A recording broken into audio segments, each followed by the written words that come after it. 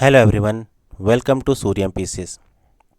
साथियों, जैसा कि आप सभी को पता है, हम लोगों का 14th जेपीएससी और एसएफ एफआरओ का जो बैच है वो स्टार्ट हो चुका है और अब जो है क्लासेस लगातार स्टार्ट हो गई हैं।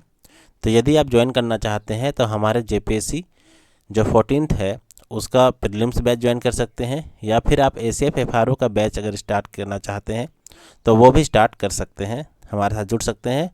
कोर्सेज पूरी तरीके से ऑनलाइन है, लेकिन ख़ास बात यह है कि ये 2 वे कम्युनिकेशन पे आधारित है।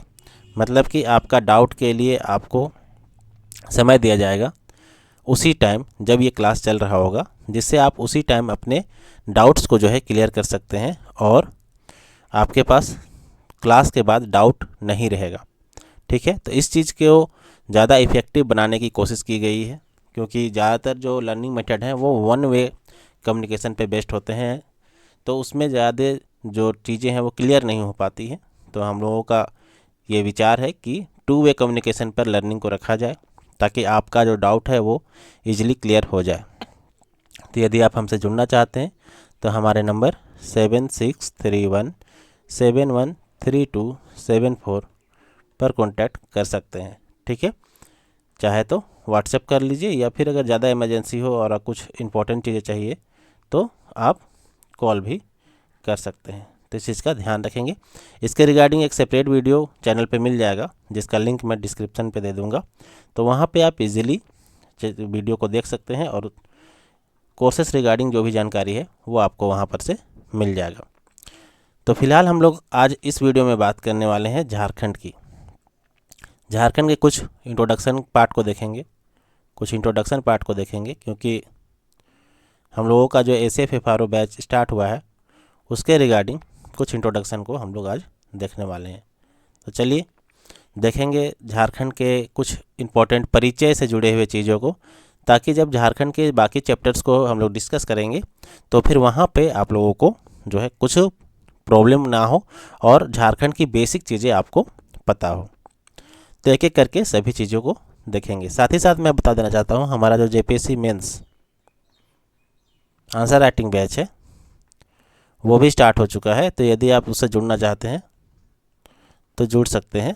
और ये जो JPSC mains answer writing batch है ये डेली होता है, ठीक है, हर दिन होता है, ताकि आपके आंसर राइटिंग को इम्प्रूव किया जाए। और जो 14th जेपीएससी है उसमें आप अच्छे से परफॉर्म कर पाए। तो ये चीज़ ध्यान रखिएगा कि अगर आप कम से कम मेंस आंसर राइटिंग से जुड़े रहेंगे तो आपका तैयारी कंटिन्यूस रहेगा। और वैसे लोगों के लिए तो ये तो बहुत ही ज़्यादा इंपॉर्टेंट है जो कम से कम 1 या 2 बार मेंस का एग्ज़ाम दे चुके हैं और उनका एग्ज़ाम अच्छा नहीं गया था। अब वो चाहते हैं कि डेडिकेटेड होकर तैयारी किया जाए मेंस का सिर्फ। ठीक है, तो मेंस का भी तैयारी आप हमसे जुड़ के कर सकते हैं। मैंने नंबर बता दिया, उसके थ्रू आप इजीली कनेक्ट हो सकते हैं। अब चलिए हम लोग बात करते हैं झारखंड की। ठीक है, अगर हम लोग बात करते हैं झारखंड की तो सबसे पहले मैं इसे थोड़ा सा हटा देता हूँ। तो यहाँ पे आप देख सकते हैं झारखंड का मैप। और झारखंड का मैप आपको भी अगर अपने पास रखना है तो कहीं से भी डाउनलोड कर सकते हैं, या फिर मार्केट में जो अवेलेबल है उससे भी परचेज कर सकते हैं। अगर आप झारखंड की तैयारी कर रहे हैं तो नो डाउट आपको झारखंड का मैप रखना ही चाहिए। मैप्स बेसिकली 2 तरह के आते हैं, एक होता है फिजिकल मैप और एक होता है पॉलिटिकल मैप। तो आपको जो भी इच्छा है वो रख सकते हैं। हालांकि दोनों ही ज़रूरत है, दोनों ही चीज़ें जो है ज़रूरत है। जैसे ये झारखंड का पॉलिटिकल मैप है, ठीक है, जिसमें झारखंड के विभिन्न ज़िले और इनके पड़ोसी राज्यों की जो सीमा है कहाँ से कहाँ तक लगती है उसके बारे में चीज़ें बताई गई हैं। जैसे कि बात करते हैं अगर गढ़वा की, तो गढ़वा देख सकते हैं इधर बिहार से भी लगता है, और इधर बात करते हैं तो इधर ये छत्तीसगढ़ के साथ भी लगता है, और इधर बात करते हैं तो इधर यूपी से भी लगता है, उत्तर प्रदेश से भी लगता है। तो गढ़वा देखिए 3 तरफ से जो है अलग अलग राज्यों से सीमा को छूता है। वहीं अगर बात करते हैं बिहार के साथ, तो बिहार के साथ देख सकते हैं यहाँ पे गढ़वा भी लगता है, पलामू, चतरा, यहाँ पे देख सकते हैं थोड़ा सा हजारीबाग है, कोडरमा है, गिरिडीह, देवघर, गोड्डा, और यहाँ पे सिंहभूम का क्षेत्र। और यहाँ पे देख सकते हैं यहाँ पर बिहार ख़त्म हो जाता है। तो इस तरीके से यहाँ तक, मतलब पूरा यहाँ से यहाँ तक जो है वो बिहार का हिस्सा आता है और टच करता है। उसी तरह इधर है पश्चिम बंगाल। पश्चिम बंगाल, ठीक है। पश्चिम बंगाल का बात करते हैं तो ये साहेबगंज से शुरू होके पाकुड़, दुमका, जामताड़ा, धनबाद, बोकारो, यहाँ पे थोड़ा सा रामगढ़ देख सकते हैं, रांची, सरायकेला खरसावां और ईस्ट सिंहभूम, पूर्वी सिंहभूम को पश्चिम बंगाल का जो क्षेत्र है वो टच करता है। उसी तरह नीचे उड़ीसा का क्षेत्र मिलेगा आपको, ठीक है। उड़ीसा की बात करते हैं तो यहाँ पे पूर्वी सिंहभूम, सरायकेला खरसावां, और इधर आपको मिल जाएगा पश्चिमी सिंहभूम, और फिर इधर आपको मिलेगा सिमडेगा। तो ये जो क्षेत्र हैं ये उड़ीसा के साथ टच करती हैं। तो इस तरीके से मैप के थ्रू आप इजीली जो है समझ सकते हैं कि कौन सा ज़िला किस राज्य के साथ छूता है, ठीक है। और झारखंड के पड़ोसी राज्य कौन कौन से हैं, तो यहाँ पे देख सकते हैं उत्तर में बिहार है, और पूर्व के तरफ आपका पश्चिम बंगाल है, दक्षिण की तरफ उड़ीसा है, और पश्चिम की तरफ छत्तीसगढ़ है, और इधर कोना में मतलब कि उत्तर पश्चिम में यूपी है। तो ये चीज़ें आपको ध्यान रखनी है। अब हम लोग बात करते हैं झारखंड के बेसिक कुछ चीज़ों की जो आपको जानना चाहिए। तो सबसे पहले हम लोग देखते हैं झारखंड को, ठीक है। सबसे पहले बात करते हैं झारखंड की। तो यहाँ पे हम लोग लिखेंगे झारखंड, ठीक है। झारखंड की बात करते हैं तो झारखंड सबसे पहले बात करते हैं तो अलग कब हुआ, ठीक है। झारखंड अलग कब हुआ? हाँ, झारखंड की राजधानी अगर किसी को नहीं पता है तो है झारखंड की राजधानी रांची, ठीक है। अलग कब हुआ? तो अलग हुआ ये बिहार से 15 नवंबर 2000 को, ठीक है। 15 नवंबर 2000 को अलग हुआ। क्यों अलग हुआ इसी दिन? क्योंकि इसी दिन झारखंड के महान विभूति जो भगवान बिरसा मुंडा है, भगवान बिरसा मुंडा, इनका जन्म दिवस था, ठीक है। तो इसलिए झारखंड को इसी दिन लागू किया गया। वहाँ पे बात करते हैं किससे अलग हुआ बिहार झारखंड, तो ये तो सभी को पता होगा, झारखंड जो है वो बिहार से अलग हुआ है। तो ये चीज़ ध्यान रखना है। अब जो है झारखंड अगर अलग हुआ तो उसके लिए कोई अधिनियम बना होगा, ऐसे तो अलग नहीं हो गया। तो ध्यान रखिएगा, संसद से पारित किया गया था बिहार पुनर्गठन अधिनियम, बिहार पुनर्गठन अधिनियम, ठीक है। बिहार पुनर्गठन अधिनियम पारित किया गया था और ये 2000 में पारित किया गया था। मतलब बिहार पुनर्गठन अधिनियम 2000 को पारित किया गया था, तब जाके जो है झारखंड अलग हुआ। अब ध्यान रखिएगा, इसके लिए जो भी राज्य से कोई राज्य अलग होता है, मान के लिए कोई राज्य है जैसे बिहार है, बिहार से अगर झारखंड को अलग होना है तो बिहार को एक प्रस्ताव पास करके केंद्र के पास भेजना पड़ता है, केंद्र के पास भेजना पड़ता है, तब जाके जो है एक नया राज्य बनेगा या फिर झारखंड राज्य बनेगा। तो इसके लिए बिहार ने जो है प्रस्ताव पास करके जो है केंद्र के पास भेजा था। तो कब कब भेजा था तो वो देखते हैं। तो बिहार, ध्यान रखिएगा, बिहार ने एक प्रस्ताव पास करके केंद्र को भेजा था 25 अप्रैल 2000 को। ये डेट भी महत्वपूर्ण है, 25 अप्रैल 2000 को भेजा था। उसके बाद बिहार से अगर केंद्र में चला गया, संसद में चला गया प्रस्ताव, तो यहाँ पे फिर संसद से विधेयक पास किया जाता है। तो झारखंड में ध्यान रखिएगा, बिहार पुनर्गठन विधेयक पास किया गया था, बिहार पुनर्गठन, ठीक है। बिहार पुनर्गठन विधेयक जो है वो पास किया गया था,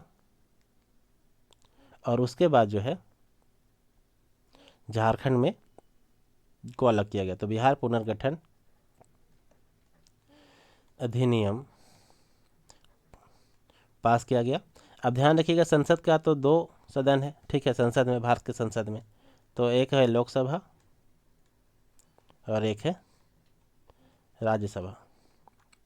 तो लोकसभा की बात करते हैं तो लोकसभा से ये कब पास हुआ और राज्यसभा से कब पास हुआ, ये भी आपको जानना चाहिए। तो लोकसभा से बात करते हैं तो लोकसभा से ये 2 अगस्त 2000 को पास हुआ, और राज्यसभा से ये पास हुआ 11 अगस्त 2000 को, ठीक है। अब लोकसभा और राज्यसभा से तो पास हो गया, लेकिन यहाँ पे हम लोगों को चाहिए होगा राष्ट्रपति जी का परमिशन। ठीक है, राष्ट्रपति जी का परमिशन चाहिए। तो राष्ट्रपति जी इसमें हस्ताक्षर कब करते हैं, तो वो ये भी ध्यान रखिएगा, राष्ट्रपति जी का हस्ताक्षर जो है इस बिल पर होता है 25 अगस्त 2000 को, 25 अगस्त 2000 को। अब देखिए, एक बिल को अगर लागू किया जाना है तो किससे किससे पास होना चाहिए, तो लोकसभा से पास हो गया, राज्यसभा से पास हो गया, राष्ट्रपति से पास हो गया। मतलब कि अब जो है ये विधेयक, ये जो विधेयक था ये बन गया अधिनियम। ठीक है, कानून बन गया। ठीक है, मतलब अब जो है राज्य का निर्माण सुनिश्चित हो गया। ठीक है, अब राज्य का निर्माण सुनिश्चित हो गया।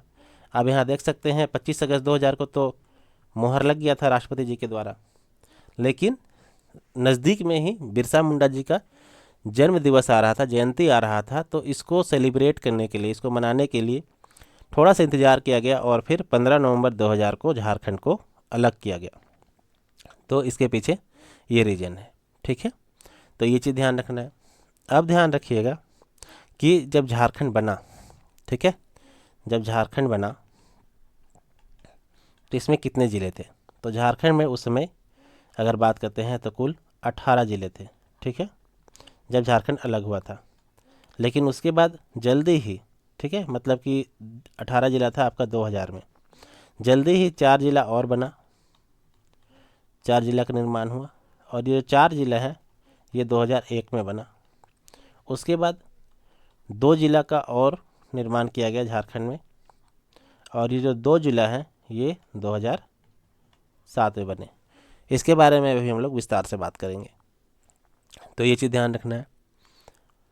तो अब देखते हैं वर्तमान परिदृश्य में झारखंड में शासन व्यवस्था चलाने के लिए कैसा डिवीज़न किया गया है। डिवीज़न मतलब कैसे चीज़ों को बांटा गया है, तो एक एक करके देखते हैं।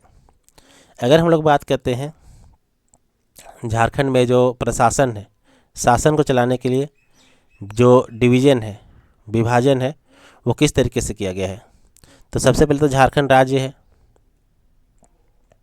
झारखंड राज्य है। ठीक है, झारखंड राज्य के अंतर्गत अलग अलग प्रमंडल हैं। ठीक है, अलग अलग प्रमंडल के अंतर्गत अलग अलग ज़िले हैं। ठीक है, ज़िला है, और ज़िला के अंतर्गत अनुमंडल है। अब अनुमंडल के अंतर्गत ध्यान रखिएगा प्रखंड है। ठीक है, या फिर इसको कई जगह खंड भी कहते हैं। फिर इसके प्रखंड के अंतर्गत जो है अलग अलग पंचायत आते हैं, पंचायत आते हैं। तो अब इनकी संख्या हम लोग देख लेते हैं और कब कब चीज़ें बनी। ठीक है, इसको थोड़ा सा ध्यान रखेंगे, जिला का फॉर्मेशन खास तौर से इम्पोर्टेंट है। तो प्रखंड की बात करते हैं तो वर्तमान समय में झारखंड में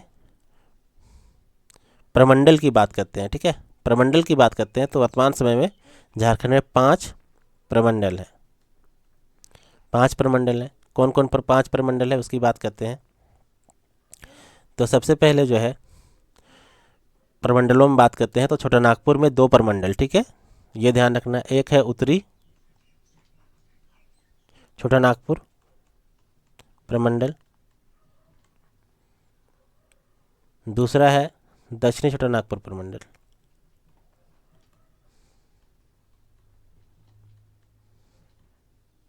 दक्षिणी छोटा नागपुर प्रमंडल, फिर है संथाल प्रमंडल। उसके बाद बात करते हैं तो पलामू प्रमंडल, और पलामू प्रमंडल के बाद है आपका कोल्हान प्रमंडल। ठीक है, यहाँ पे ध्यान रखिएगा जो संथाल है, संथाल प्रमंडल है, इसमें सबसे ज़्यादा 7 जिला है।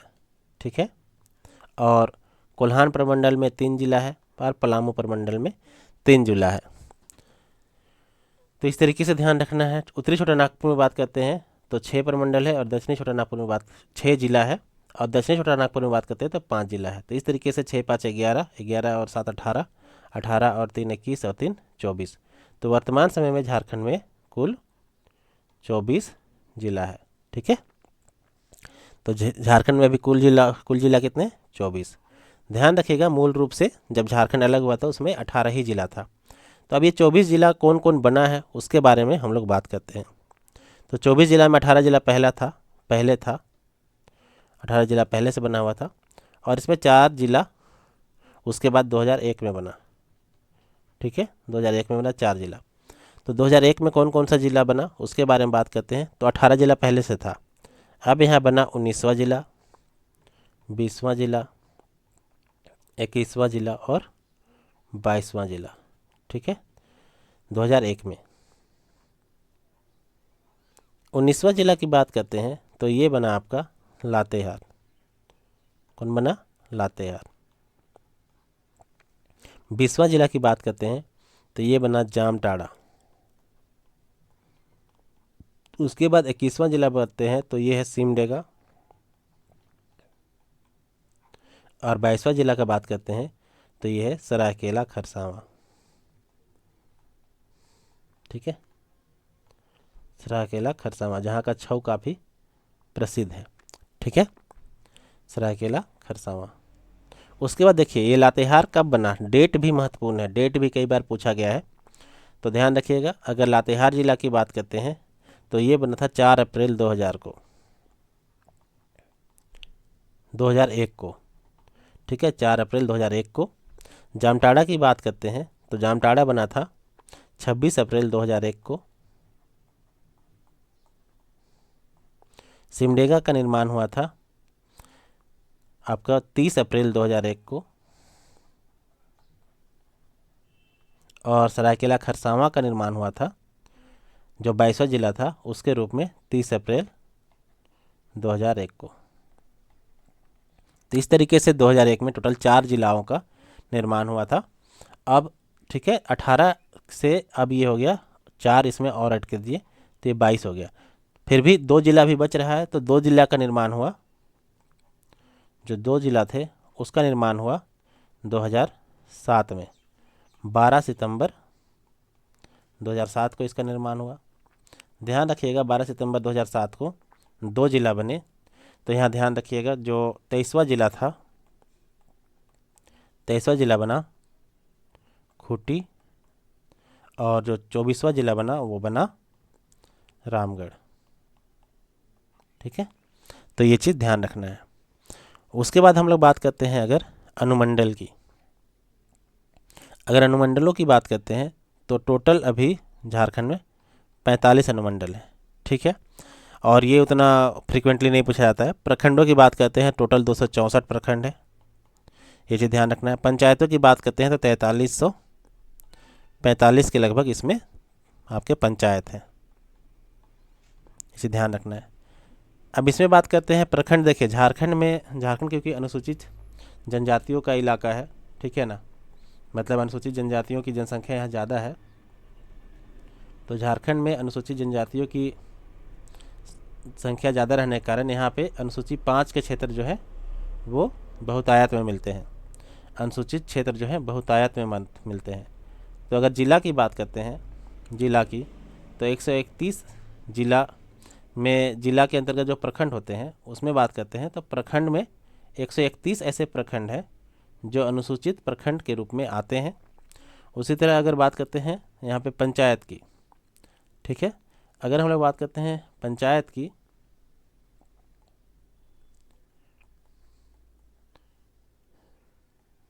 तो पंचायतों में भी लगभग 2035 आई थिंक, ठीक है ना। चलिए इसको एक बार मैं देख लूँगा, उसके बाद बता दूँगा। ठीक है, मतलब 2000 से ज़्यादा ही पंचायत ऐसे हैं जो अनुसूचित क्षेत्र में आते हैं। तो यहाँ पे आप लोग अभी सुन रहे होंगे पेशा के बारे में, तो पेशा इन्हीं पंचायतों में लागू होगा जो अनुसूचित क्षेत्र में आते हैं। ठीक है, पेशा कब शुरू हुआ था? तो 1996 में जो है पेशा एक्ट लागू किया गया था, भूरिया कमेटी। ठीक है, एक कमेटी है भूरिया कमेटी, उसके रिकमेंडेशन के आधार पे, और ये जो है अनुसूचित क्षेत्रों में जो है लागू किया जाता है, ताकि जो वहाँ की जो परंपरागत शासन प्रणाली है उस परंपरागत शासन प्रणाली के हिसाब से जो शासन व्यवस्था है वो चलाई जा सके। ठीक है, क्योंकि जो जनजातीय क्षेत्र होते हैं उनका शासन व्यवस्था जनजातीय जो भी क्षेत्र हैं वहाँ पे अलग तरीके का चलता है। ठीक है। और भारत में एक चीज़ प्रावधान है कि जो स्थानीय प्रशासन है उनको मान्यता दी गई है, तो इसलिए उनको प्रॉपर जो है अधिकार मिले, इसके लिए पेशा अधिनियम 1996 जो है वो जारी किया गया था, अधिनियम बनाया गया था। तो अब झारखंड में भी ये पेशा जो है इसको लागू किया जाना है। उम्मीद है जल्द ही जो है पेशा कानून लागू हो जाएगा झारखंड में भी। तो ये चीज़ें आपको ध्यान रखनी है। अब यहाँ पे हम लोग बात करते हैं झारखंड में गाँवों की बात कर लिए, कितने प्रखंड है, ये सब चीज़ों को बात कर लिए, ठीक है। थोड़ा सा हम लोग समझते हैं नगर पंचायत या नगर निगम, ये सब चीज़ों को, ठीक है। तो अगर हम लोग बात करते हैं यहाँ पे नगर निगम की या फिर नगर पंचायत, मतलब इसको अगर कुल मिला कहते हैं तो कहते हैं नगर निकाय। अगर नगर निकाय की बात करते हैं तो इसमें बेसिकली 3 चीज़ आते हैं, ठीक है। एक को बोलते हैं नगर निगम जो सबसे बड़ा होता है, फिर आता है नगर परिषद, ठीक है, और फिर आता है नगर पंचायत। इन सब चीज़ों को जब डिटेल में पढ़ेंगे कि नगर निगम का डेफिनेशन क्या होता है, नगर परिषद किसे कहते हैं, नगर पंचायत, ये सब चीज़ को देखेंगे जब डिटेल में हम लोग झारखंड को पढ़ेंगे। तो नगर निगम की बात करते हैं तो नगर निगम झारखंड में कुल 9 है। नगर परिषद की बात करते हैं तो 20 है, और नगर पंचायत की बात करते हैं तो 20 है। अब इसमें ध्यान रखिएगा, झारखंड में एक छावनी बोर्ड है। छावनी बोर्ड है मतलब कैंट एरिया है जो आर्मियों के लिए होता है। तो छावनी बोर्ड जो है एक, जिसका नाम है रामगढ़, ठीक है। और फिर बात करते हैं अगर एक अनुसूचित क्षेत्र समिति है,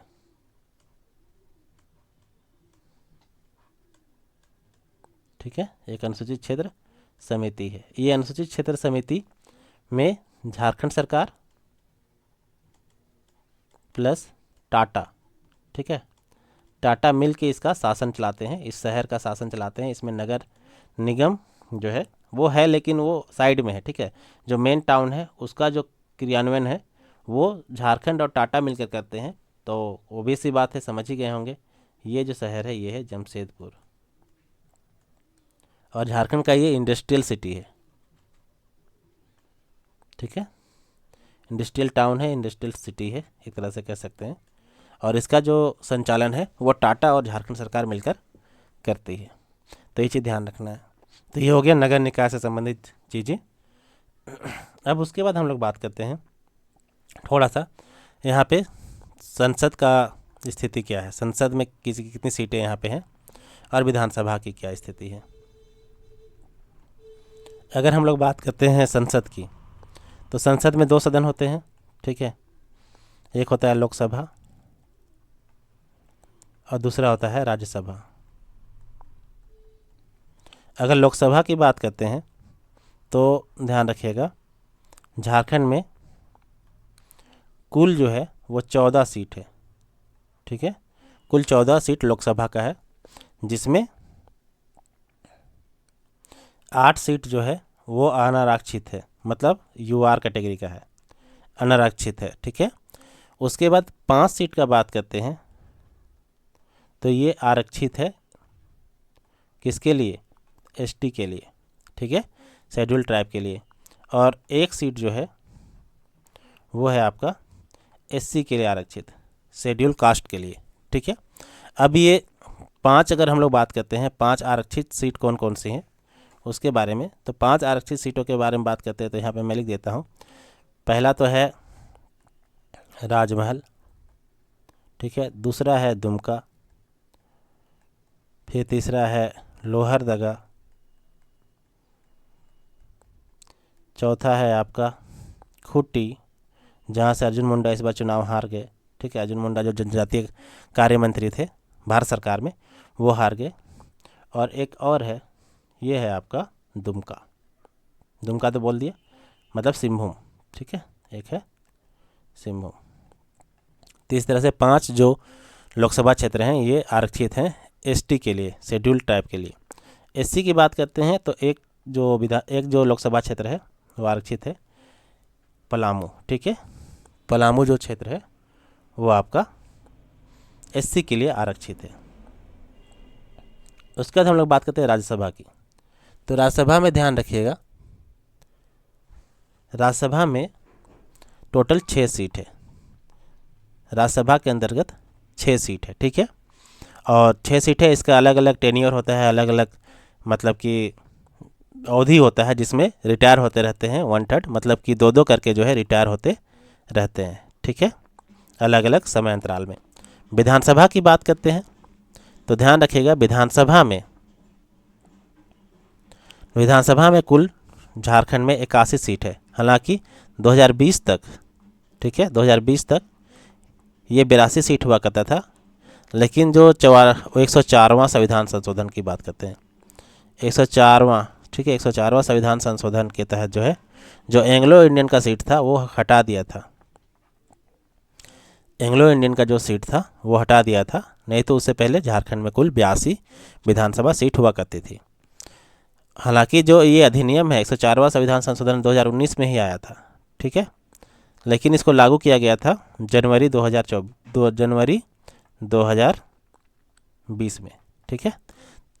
तो झारखंड में तो 2019 में ही इलेक्शन हो गया था, और उसी समय जो है नियुक्त कर दिए गए थे, मतलब कि चयन कर लिया गया था, अपॉइंटमेंट जो है एंग्लो इंडियन की हो गई थी। तो आपका जो 2019 से 2024 का टेन्योर था लोकसभा विधानसभा का, उसमें एक एंग्लो इंडियन शामिल थे, ठीक है, एक एंग्लो इंडियन शामिल थे, ये ध्यान रखना है, इसमें कई बार कन्फ्यूजन होता है। तो 81 में क्या है संरचना देखते हैं। तो इसमें 28 जो है वो एसटी जनजाति के लिए रिजर्व है। एससी के लिए बात करते हैं, शेड्यूल कास्ट के लिए, अनुसूचित जाति के लिए, तो ध्यान रखिएगा यहाँ पे कुल 9 जो है सीट है वो आपका एससी के लिए आरक्षित है, ठीक है, जाति के लिए, अनुसूचित जाति के लिए। और बाकी जो है 44 सीट जो है वो यूआर है, ठीक है, मतलब कि अनारक्षित है, अनारक्षित क्षेत्र है, ठीक है, अनारक्षित विधानसभा क्षेत्र है। तो ये चीज़ें आप लोगों को ध्यान रखनी है, ये चीज़ें महत्वपूर्ण होती है। अब हम लोग बात करते हैं यहाँ पे कुछ और चीज़ों की, जैसे कि झारखंड में थोड़ा सा देख लेते हैं मुख्यमंत्रियों के बारे में, ठीक है। तो मुख्यमंत्रियों के भी बारे में जानना चाहिए, राज्यपाल के बारे में जानना चाहिए। अगर आप झारखंड की तैयारी कर रहे हैं तो ये सब बेसिक चीज़ें तो जानना ही चाहिए। तो अब हम लोग बात करते हैं यहाँ के जो राज्यपाल हैं, मुख्यमंत्री हैं, उनके बारे में। तो राज्यपाल के बारे में अगर बात करते हैं, ठीक है, राज्यपाल के बारे में बात करते हैं तो राज्यपाल अभी फिलहाल हैं संतोष गंगवार। राज्यपाल फिलहाल हैं संतोष गंगवार। और फिर जो अगर मुख्यमंत्री की बात करते हैं, मुख्यमंत्री की बात करते हैं तो वर्तमान समय में है हेमंत सोरेन, ये मुख्यमंत्री हैं, ठीक है। हेमंत सोरेन की बात करते हैं तो ये तीसरी बार झारखंड के मुख्यमंत्री बने हैं, ठीक है, तीसरी बार ये झारखंड के मुख्यमंत्री बने हैं। लेकिन ध्यान रखिएगा ये 5 वर्ष का कार्यकाल नहीं पूरा कर सके। पिछले 2 बार जो है 5 वर्ष का कार्यकाल नहीं पूरा कर सके, ठीक है। तो झारखंड में एकमात्र जो मुख्यमंत्री हैं रघुवर दास, जो अभी फिलहाल राजनीति में फिर से आए हैं। उड़ीसा के राज्यपाल थे कुछ दिन पहले, ठीक है, तो झारखंड की राजनीति में फिर से आए हैं। तो रघुवर दास जो है ये एकमात्र ऐसे मुख्यमंत्री हैं जो 5 वर्ष का कार्यकाल पूरा किए हैं, 5 वर्ष कार्यकाल पूरा किए हैं, ये चीज़ ध्यान रखना है। फिर ध्यान रखिएगा कौन कौन से ऐसे मुख्यमंत्री हैं जो झारखंड में मुख्यमंत्री बने। तो ध्यान रखिएगा यहाँ पे हेमंत सोरेन जो है 13वें मुख्यमंत्री हैं, ठीक है। अगर हेमंत सोरेन की बात करते हैं तो ये आपके 13वें मुख्यमंत्री हैं। और रघुवर दास की बात करते हैं तो ये आपके हेमंत सोरेन से पहले मुख्यमंत्री थे। हालांकि हेमंत सोरेन एक बार मुख्यमंत्री बने, फिर चंपई सोरेन जी बने, फिर रघुवर दास, मतलब कि पीछे से जाते हैं तो इस तरीके का आपको क्रम देखने को मिलेगा। तो हम लोग यहाँ पे थोड़ा सा मुख्यमंत्रियों के बारे में देख लेते हैं, कौन कौन से मुख्यमंत्री जो है आपको झारखंड में देखने के लिए मिलते हैं। झारखंड के बारे में पढ़ रहे हैं तो कम से कम जो नेता वगैरह होते हैं जिनका जिक्र अक्सर जो है अखबारों में आता है, न्यूज़पेपर में आता है, तो जानना चाहिए कि कौन कौन मुख्यमंत्री यहाँ बने हैं, तो सबसे पहले बात करते हैं बाबूलाल मरांडी की। तो ये पहले मुख्यमंत्री थे झारखंड के, 2000 से एक तरह से कह सकते हैं पहला मुख्यमंत्री हैं। फिर आए आपके अर्जुन मुंडा, फिर आए हेमंत सोरेन के पिताजी शिबू सोरेन, जिनको गुरु जी भी बोला जाता है, दिसोम गुरु बोला जाता है, ठीक है। बाबूलाल मरांडी, अर्जुन मुंडा, शिबू सोरेन। फिर आते हैं मधु कोड़ा, ठीक है, आते हैं मधु कोड़ा। उसके बाद आते हैं आपके रघुवर दास, चंपई सोरेन,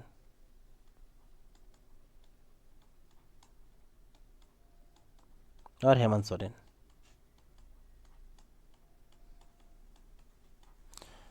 तो देखिए कितने हो गए, 1 2 3 4 5 6 7।